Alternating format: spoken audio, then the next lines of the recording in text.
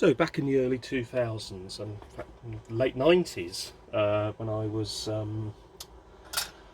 when I was 18, so I think when I had my first one, I was really into the Rover 800 series. They do say that your brain continues developing until your mid-20s, so I put my love for this particular car down to that. And also the fact that they are, in retrospect, quite interesting cars.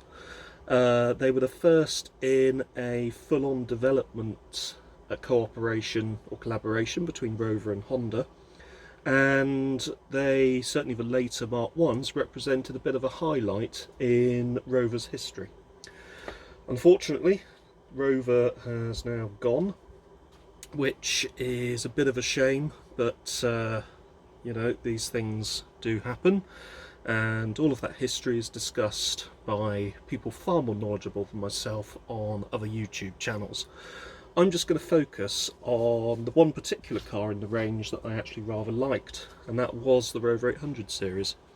Now, I haven't owned an 800 since I had a short spell with a very early 2.7 Sterling back in 2013, 2014, and it's unlikely I would own another 800 series. I've owned many different cars since then, also owned and driven other cars that would have been marketed in the same sector as the Rover 800 series, like the Alfa Romeo 164 and the Vauxhall Omega.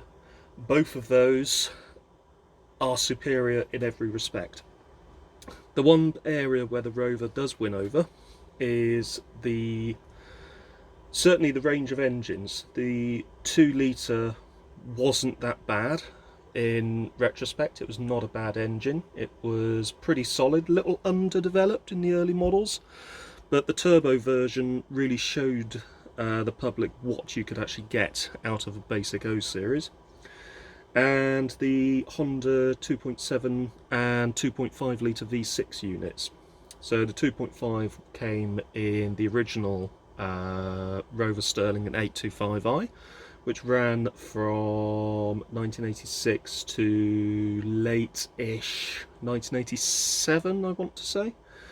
Although in the on the US market they had the 2.5 up until around 1989 for various reasons, probably to do with emissions. Fantastic engines. If serviced, will go on for years and years. The Rover 800 itself was, in my view, if you got a good one, it was a pleasant car to drive. It didn't particularly handle very well, but it was not all that bad. When it was released in 1986, it was bang up to the minute with the sort of current thinking then, which was high technology V6s rather than larger V8 power. It is a car that has really sort of sat in the shadow of the Rover SD1, either rightly or wrongly, you may say. I like both, so I'm not going to pass judgment on that, but I do think that the 800, despite my sort of initial slagging off, is slightly underappreciated in the classic car world. It is a classic in its own right. It is still a very usable classic, and if you get the right 2.7 manual, surprisingly fuel efficient as well. So let's have a look at this, which I've had for many years, and I haven't actually opened this for goodness knows how many years. So I found it whilst unpacking a load of things, and let's have a look at what I've got in here, because I've got a few sort of bits of Rover 800 related history. So the first item that we come up against, which smells, I'm trying to think how to describe it. Go into a cupboard in the kitchen of a slightly damp kitchen. That's the smell that you get.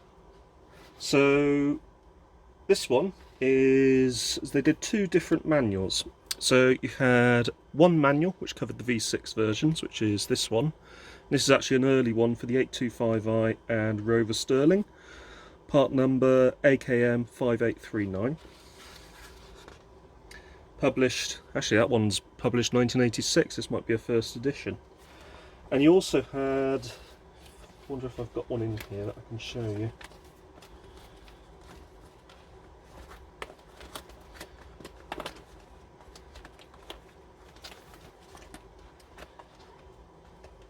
That's another 825i sterling. That's actually a second edition, that one, so that will contain some updates. There you go.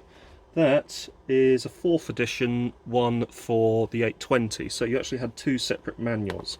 One for the 820, one for the V6 models. So this one is 2nd edition.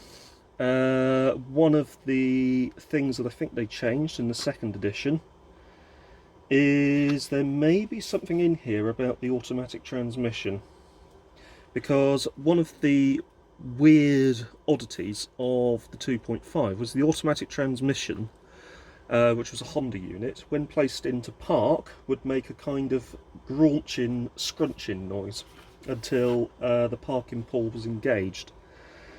Does it mention anything in here? So it mentions that the 4-speed gearbox is coupled to a torque converter. It has a lock-up in 4th, which was something that was only just coming in at that sort of era. Starting and driving. It is normal for engagement or disengagement of reverse ratio to be audible. So it will make a sort of noise. That's quite normal. And that's quite amusing that they had to print that in the manual. That was actually based on feedback from the owners of the vehicles. Incidentally, a good friend of mine actually has what is quite possibly the earliest known 800 in existence. It's a 2.5 litre Sterling, and it's one of the original 1500 cars, which are all in silver metallic. I've forgotten the name of the silver. They're all in silver metallic, and they were all 2.5 litre models, either 825i's or Sterlings. His is Sterling. It's the earliest known example that I know of. It's under 1,000 cars old, so that will just give you an idea of just how early it is. It was in that initial run. Having driven that a few times, it's a lovely car to drive. A lot of those early cars went out to press fleets, so they really were, you know, sort of put together properly. And if you put it into park or reverse, it does make an audible when you engage those gears. So let's see if it's mentioned in this one. So this would have been a 1st edition manual. So we should have the section controls and operating as regards the automatic transmission somewhere.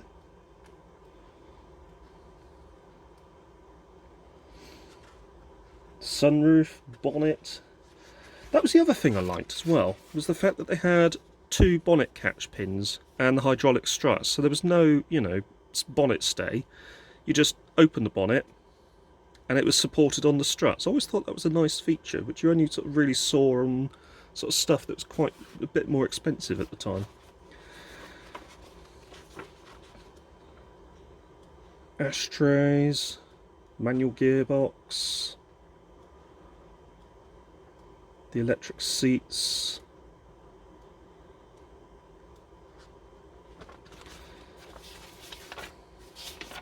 Where are you? I know you're in there somewhere. Towing with a caravan. Haha! Automatic transmission. Oh, no, it was in the 1st version. I completely correct myself. So, in the 1st version of the manual, it said that it is normal for engagement or disengagement of the reverse ratio to be audible. Incidentally, that was one thing that was corrected in the 2.7s. The 2.7 transmission was actually a lot better than the 2.5. The 820 models, very much the same sort of text all round, to be honest. There's no mention about the transmission making an audible noise because it was a ZF unit. How reliable it was, I'm not going to pass comment, but if serviced properly, using the correct Honda-matic fluid, the V6 transmissions, the automatic transmissions, could be made to last. Never, ever, ever with a 2.7 or 2.5 Honda auto transmission, or indeed any Honda automatic transmission, never, ever, ever fill them with what the Rover manual says, which is Dextron 2. If you fill them with Dextron 2, you destroy the box. It's as simple as that. For some reason, a lot of manufacturers, Nissan included, seem to say, oh yeah, you can fill our transmissions with Dextron 2. It's like, no, you can't. You really cannot. Please don't do that. So we've also got the UK and Republic of Ireland dealers from 1989, February. And this lists all of the then Rover dealers. Got the same booklet, but this one was from 1986, first edition, May 1986.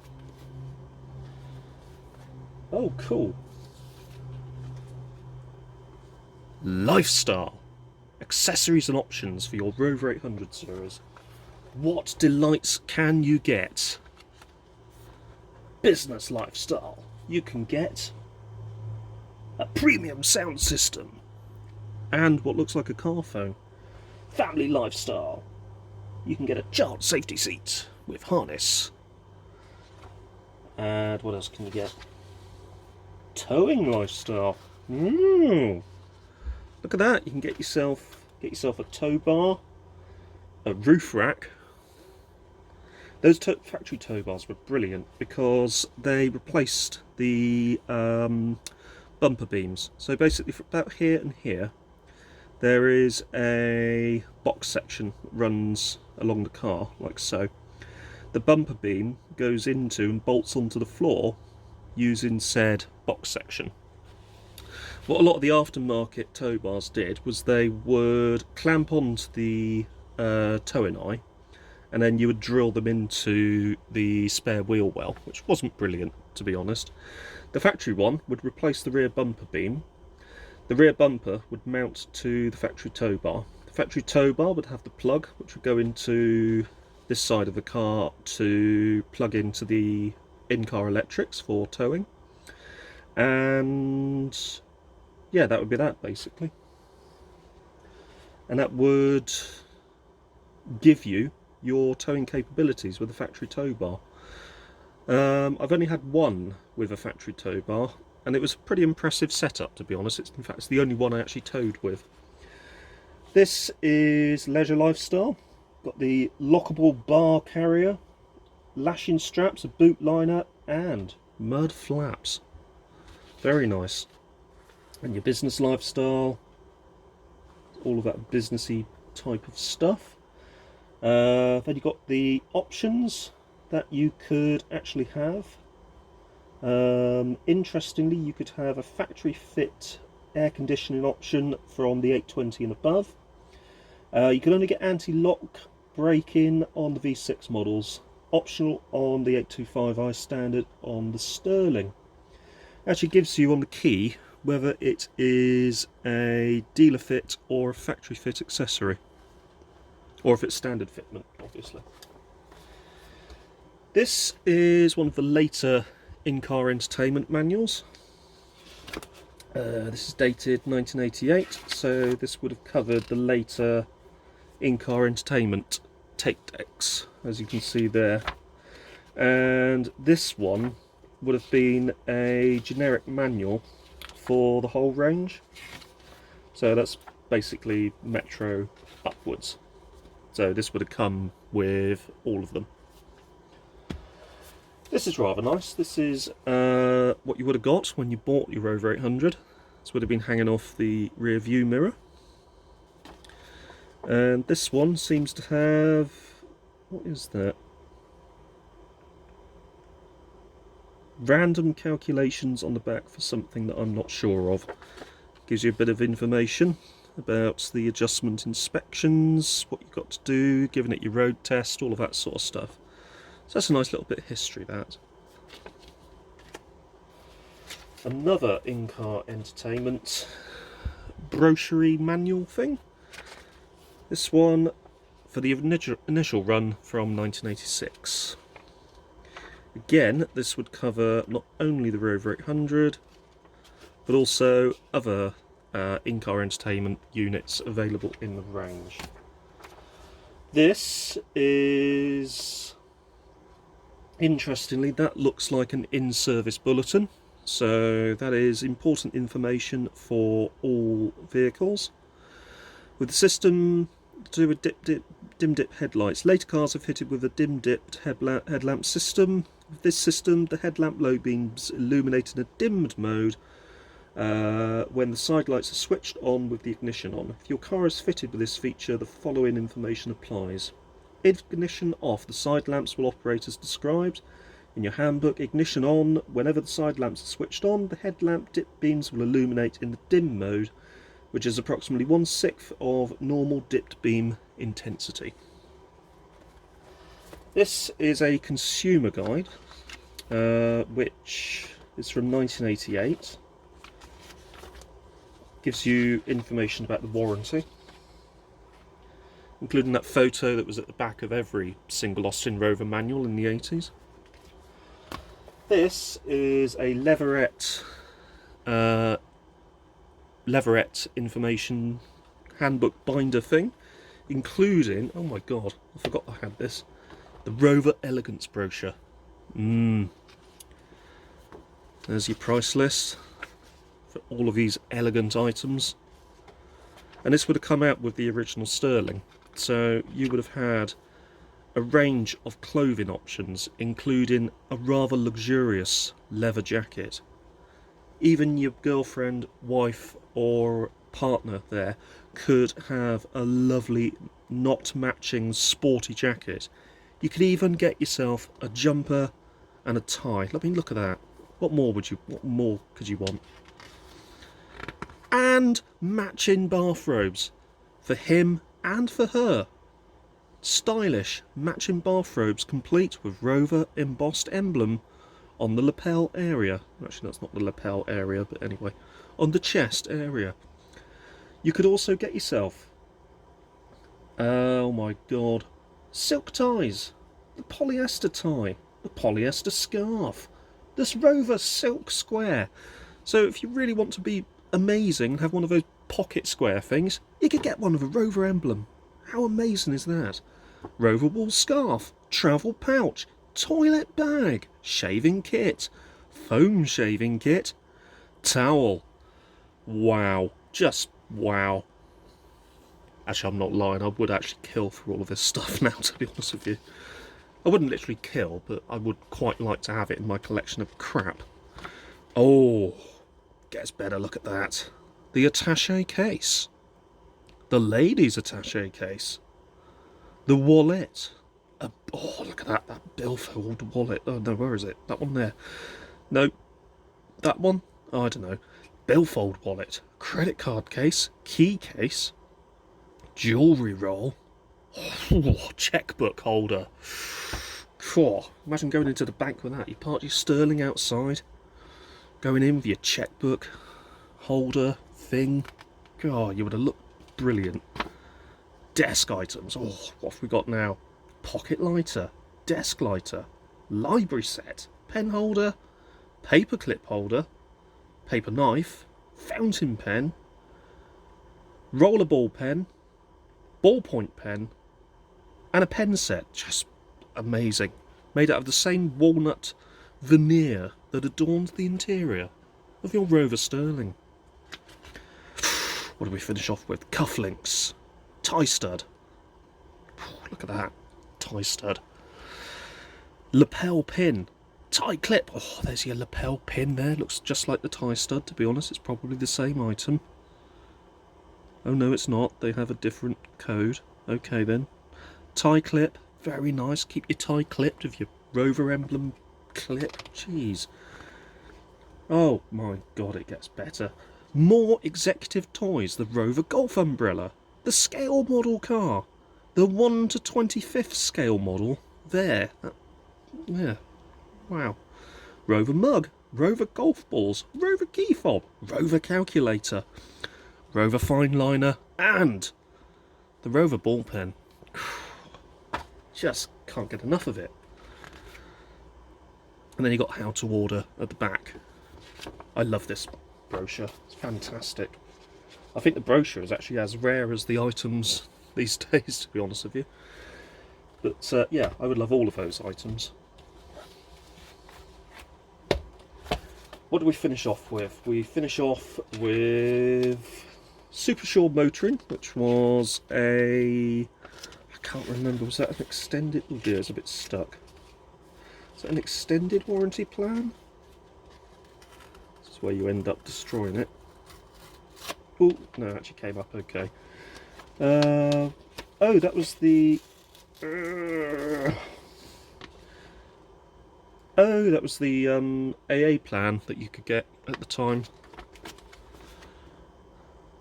And Super Sure, yes, I think that was an extended warranty plan, if I remember rightly, that covered all of the Austin Rover range.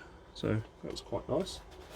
There was also one specifically for the 800 series. That gave you warranty for the second and third years up to a total of 65,000 miles. And that was specifically for the 800 series, so it actually gives you basically a bit of information about what is covered, which is nice to have. And what's the final item I've got? Owner's Handbook for the Mark II, dated part number AKM 7035, dated 1992, so this would have been for the first run of the Mark II. I'm not going to lie, I never liked the Mark II. I don't like, I just don't like it. Although I say I don't like it. I quite like the coupe, and I quite like the Vitesse Sport Saloon, but only in certain colours.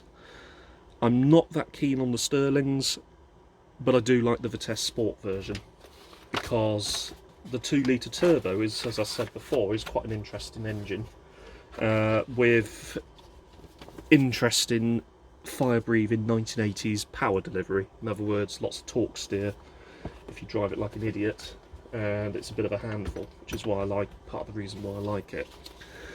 The 2.7 and 2.5 V6s were very refined, but not quite as leery and interesting to drive as the 2-litre turbo. So yeah, my blanket statement of I don't like the Mark II is, as I've proven several times in this video, a load of crap. I do like the Mark II, but only certain versions of the Mark II. Another reason why I don't like them is, despite being arguably built better than the Mark I, there were some cost-cutting items. All models across the range use the same brakes. So on the 2.7 and 2.5 Mark Is, you had larger diameter brakes, front brakes. And you had different caliper carriers, different calipers, and larger diameter vented front discs. On the Mark II, they all had the smaller front discs from the 2-litre models. So certainly when there were a load of Mark Is in the scrapyard, when I was first into these things, you could just go into a scrapyard, find a V6, cobble the front brake setup off of it. So in other words, just the caliper carriers and the calipers, do an exchange for the calipers, get the front discs, and you got yourself, and obviously brand new pads, brand new front discs, exchange pair of calipers, so you've got a known good working pair of calipers, and before you know it, you've got yourself an uprated front braking system for either a 2-litre Mark I or a Mark II. And after all that waffling, you'll be glad to know that we are at the end of the video. I do hope that you have followed me through to the end. If you have, congratulations. And that's it for today. If you found this interesting, don't forget to hit that like button. Don't forget to subscribe. And I'll see you next time. Take care and see you soon.